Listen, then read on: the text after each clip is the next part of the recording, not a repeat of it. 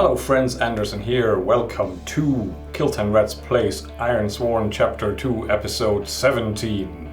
We've taken some losses. We are on our own again and about to enter into a forbidding and possibly forbidden place, the grave of Radka that doubles as the prison for Ursula, whom we've come here to, well, potentially kill. At least now we have the means to do so, or at least to sever Ursula's form and consciousness from this earthly existence, as Efka, our Varu friend, supporter, has shared with us one final piece of parting knowledge before marching off to attack our allies, but we'll leave that for the future. Anyway, this final piece of knowledge entailed a means, a solution, a last resort that the Varu had installed when they took charge of Ursula, promising at that time to keep him alive, but knowing that the time might come where they'd have to kill him. So deep down, or possibly somewhere around this barrow, the inside that is a means to solve the Ursula problem. And that is the goal of a delve that we are yet again about to embark on. So let's get right to it. Kynan finds himself outside of the barrow of Radka, which houses Ursula's prison, the entanglement of roots and somehow interwoven with the repulsive iron that is keeping him chained, but not well enough to prevent him from scheming. And as he's done freshening up and tending to his wounds, and that stillness settles in, he realizes that his immediate surroundings are paradoxically quite safe. But this looming opening into the underground, well, that tells a little bit of a different story. So, as Kynan readies himself and steels himself for the descent, it's also a moment for him to take stock, because I think, well, in some ways we have reached a milestone. We are effectively pursuing two vows here. One is to find Asha and keep her safe, and the other is to end the trouble in Red Crest. We're still not sure whether they are compatible. Have we made significant progress to find Asha and keep her safe? I think so. We have located the place that we assume she went to, so that is something that qualifies as a milestone. I'll just mark that down quickly. Have we made significant progress in saving Redcrest from trouble? Well, let's take stock. We have partaken in a situation that caused a horde of now combined corrupted Varu and their non-corrupted counterparts to reunite with their long-dead leader and march on Redcrest. So I would say no. I'm tempted to deduct some progress, honestly, but I think we'll just reflect this in not marking a milestone here. This will probably also line up quite nicely, because even if we can somehow reconcile one mission statement with the other, with the next milestone, we're very, very close to fulfilling that Asha vow, but we still have some work to do to fulfill the Redcrest vow, the work being, what are we gonna do with the Varu? So there's our progress.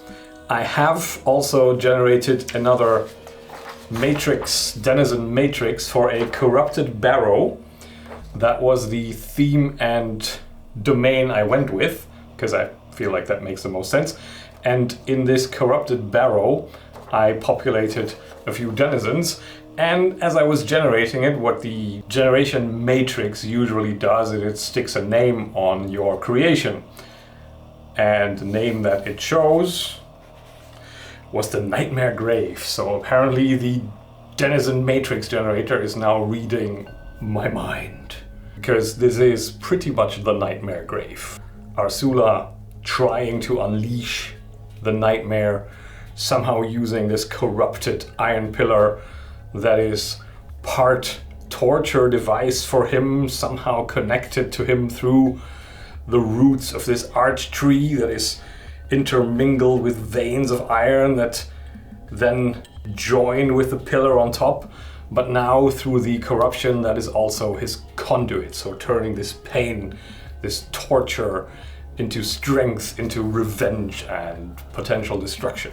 I'm inclined to treat this nightmare grave as a dangerous delve site because I don't want to rush towards the end, but I feel like we have reached a point in this narrative arc where a monumental dungeon crawl is not necessarily what's called for. We are looking to explore this underground location, searching for whatever the solution is. Whether it's a scroll or a dagger or something completely out of left field, we'll determine once we get there. But I don't want to drag it out too far. So let us go ahead and delve. Kynan will use his shadow ability now that he's on his own again and feeling also quite alone, as Siora's presence that is always become this kind of undercurrent of, well, partly bad memory but also partly comforting companionship, is more distant than ever, this close to the nexus of the nightmare trying to enter the world, because I feel there's also some connection to our version of the afterlife that is trapping Siora right now. This ghostly plane probably has some kind of proximity to this nightmare plane, and since Siora hasn't taken a lot of center stage in the recent sessions, I feel like it makes a lot of sense to link that together and just decide that it is quite hard for her to reach out to Kynan without potentially endangering herself. So this overcoming loneliness that stays with Kynan as he sets out and takes the first hesitant steps down is something that will stick with him throughout this journey and emphasizes the need that he has to also rediscover the location of Saskia, his new companion who got separated from him quite a while ago now. So let's make a delve roll with Shadow and see what it gets us.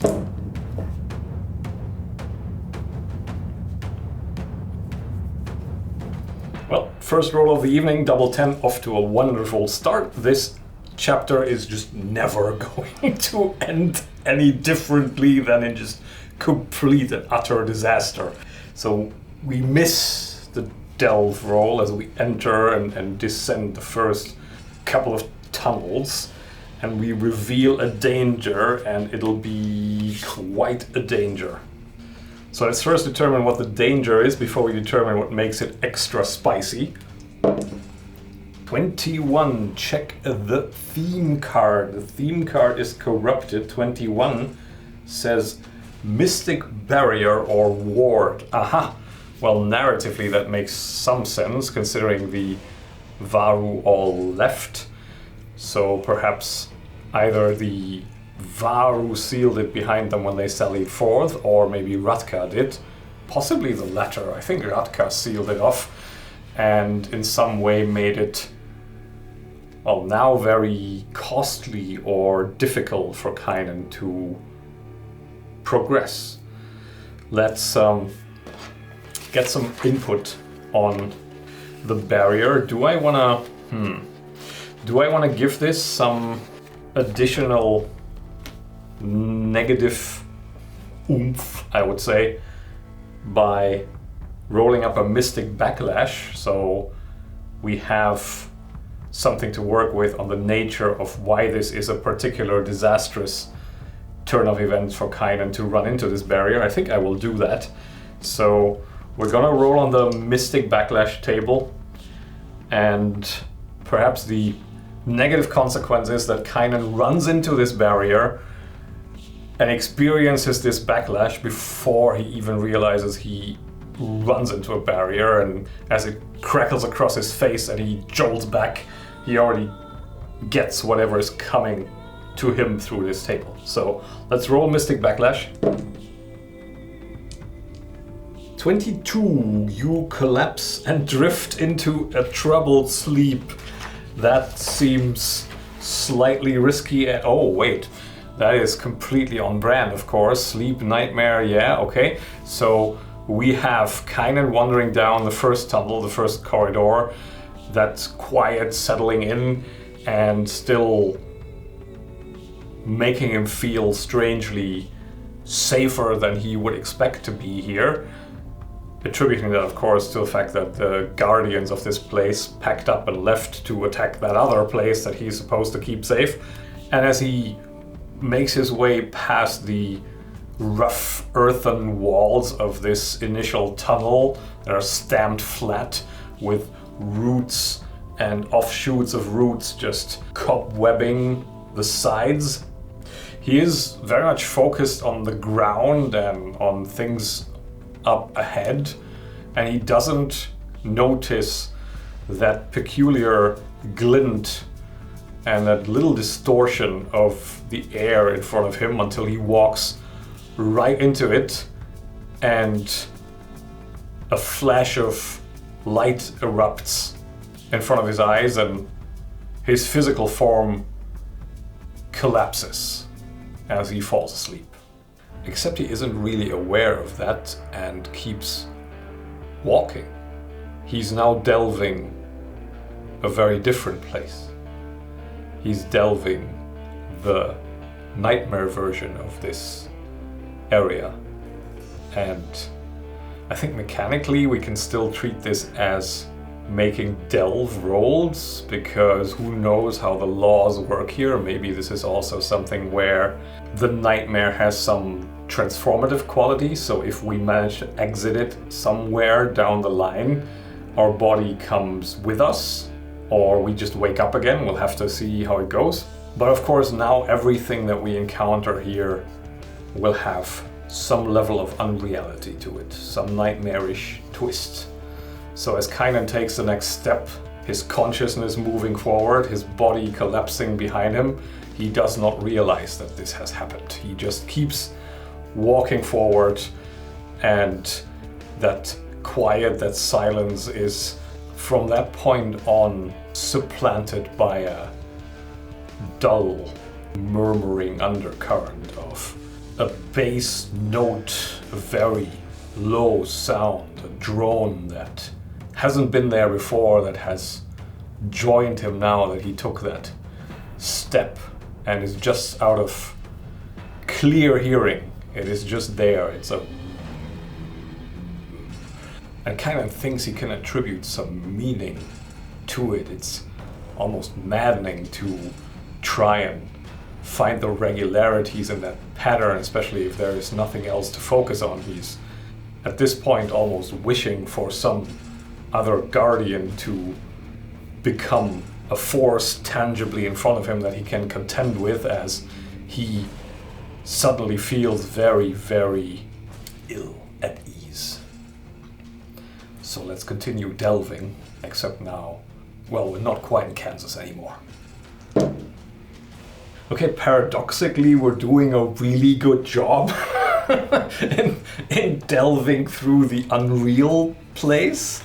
So we'll have 2 progress here in descending. Now, what does the nightmare version of this place looks like? I think as Kynan winds down a few tunnels and corridors, it opens up in front of him into more of a cavernous, bottomless space of darkness and pulsating purple light coming from cracks in the ceiling where the enormous roots push down into the ground and wind into this cavern space almost like a spiraling staircase, which is as wide across as a mammoth.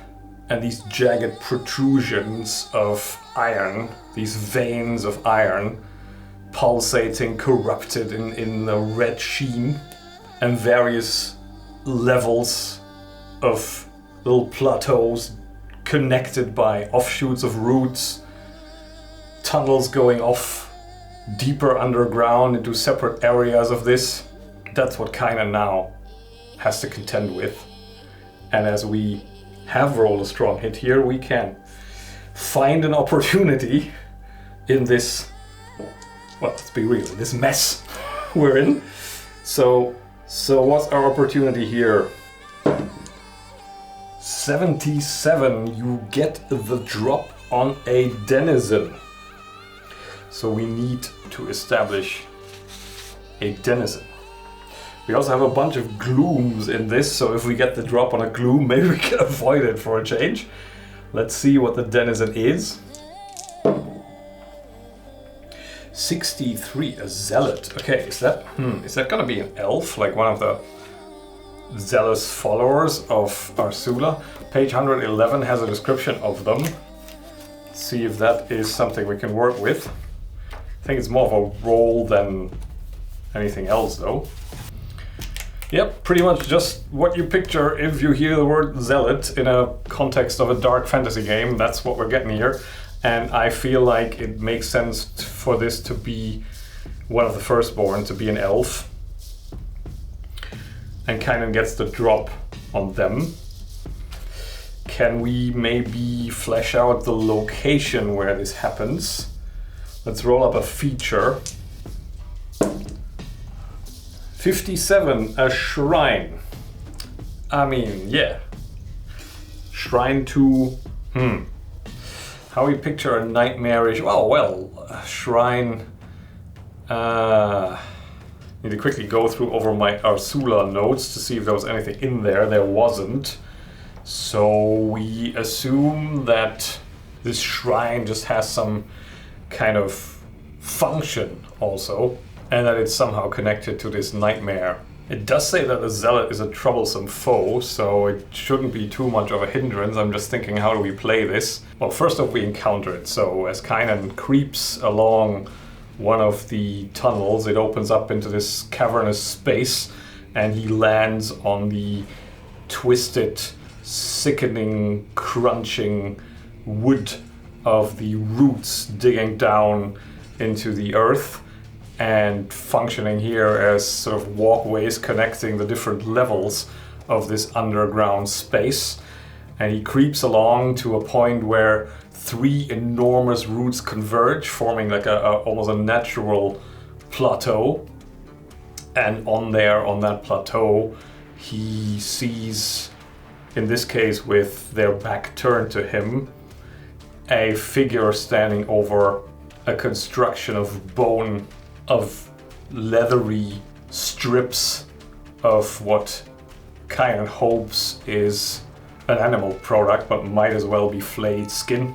The bones glistening in this purplish red background lighting that allows him just enough vision to see, and these glistening bones seem to be dripping blood. It's like an arc-shaped form on the center of this root plateau, and under it there is an intricate, finely crafted elven silver bowl, almost wide enough to lie down in, that is filled, it's not very deep, it's just filled with a viscous, purplish, semi-liquid substance that is wavering and has these pseudopods forming, reaching out almost like tentacles. And as Kynan creeps closer and readies like well, what would he do in this case? Would he creep closer and ready his sword, or would he?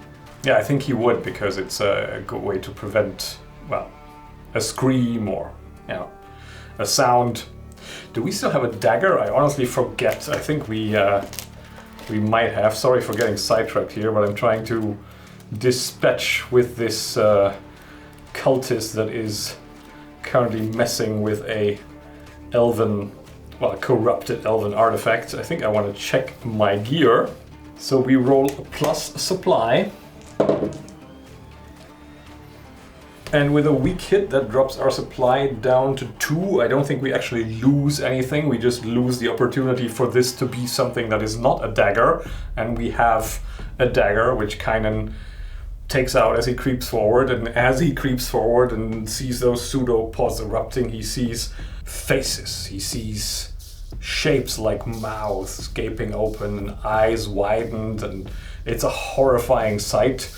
And the elf is very absorbed in their activity, a robed figure with a lithe form, chanting in a sonorous voice, and it seems that this is some kind of ritual to extract information from whatever these nightmarish messengers are that are bubbling up out of this, well, repurposed elven cauldron that is currently being used for a purpose that its maker probably did not quite intend. And Kynan, being Kynan, I think is going to face danger here because we have a troublesome foe, we're getting a drop on them. I think if we succeed in facing danger, it's going to be a quick cut, and if it's a strong hit, it's going to be a silent one. And since we do this with stealth and some assassination prowess, we're going to put our infiltrator into play, and we are going to put shadow into play, so we're going to roll pretty much as good as it gets. Let's see what horrendous match. This one better work out for a change.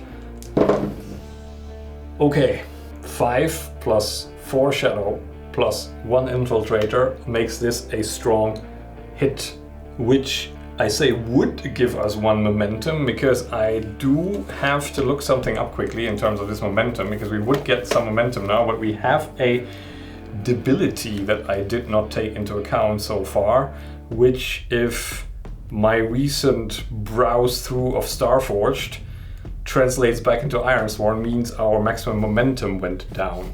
Yes, unfortunately this is true, so our max momentum is now 9, our reset value is 1, and we cannot gain additional momentum.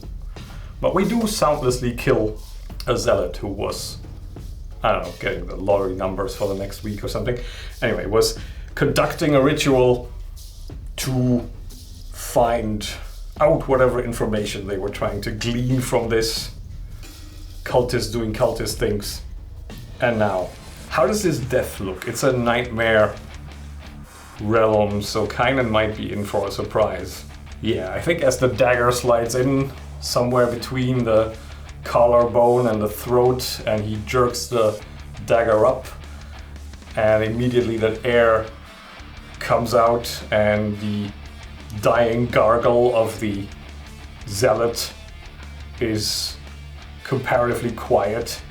Kynan has a hand over their mouth where the mask that they wear has an opening, but instead of blood spurting out, this red purplish light comes out of the crack that is forming now in the blackening edges of skin that is showing as the robe is torn open, and it turns into almost an invisible flame that licks briefly at Kynan's arm as he steps away and lets go, and this body crumbles, but as it crumbles, it just gets consumed by this red-purple death light that is turning it into a slimy, oily sheen that is hanging in the air briefly and then just dissipates over that wooden floor, and Kynan steps back and eyes widened and just goes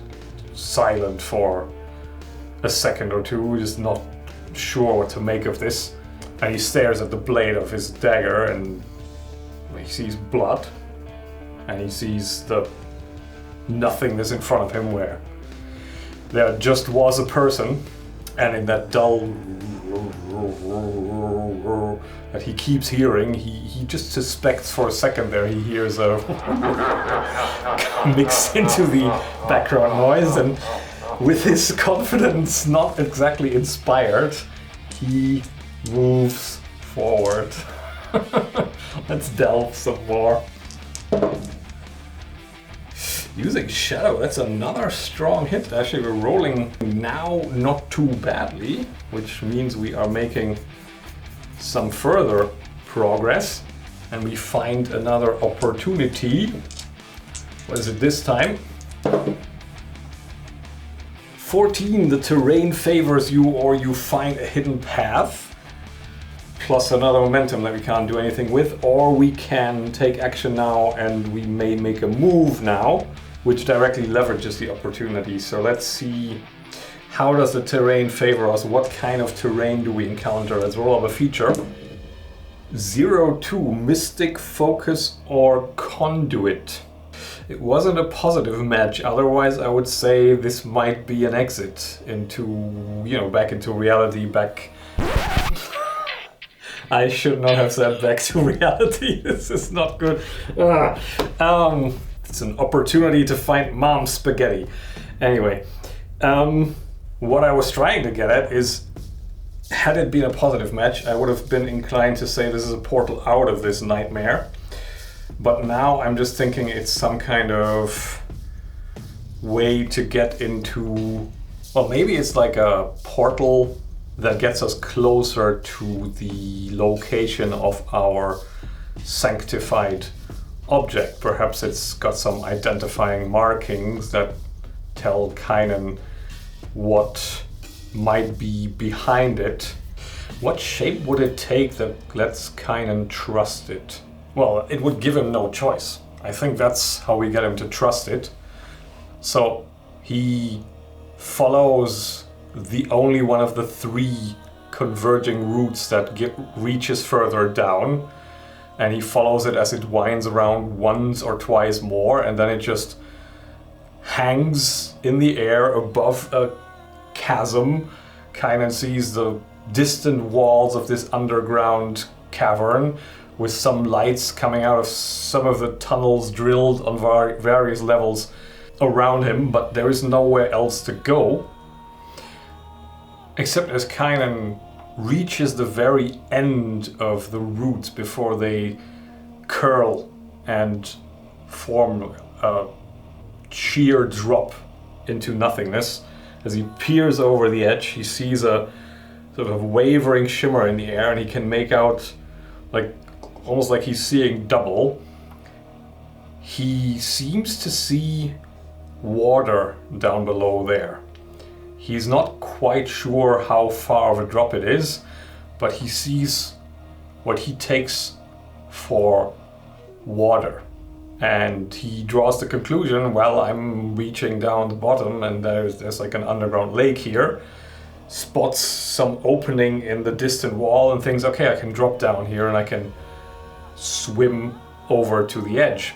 So with a somewhat wary exhaling of breath, he takes what he thinks is a leap into water, but instead it's a rather strange experience as he feels himself tumbling forward, and the drop is a lot farther than it seems because this shimmer, this watery surface in the air is a lot further down than he thought, and there is nothing visible even below it because it is not an actual surface, it's just a trick of something his eyes cannot quite make sense of because they are seeing 2 things, 2 realities overlapping at once, with the entrance and the exit of this portal being connecting there. And as he falls through there, already suppressing a scream, he lands on solid ground and he hears a faint splash, like he just fell through the surface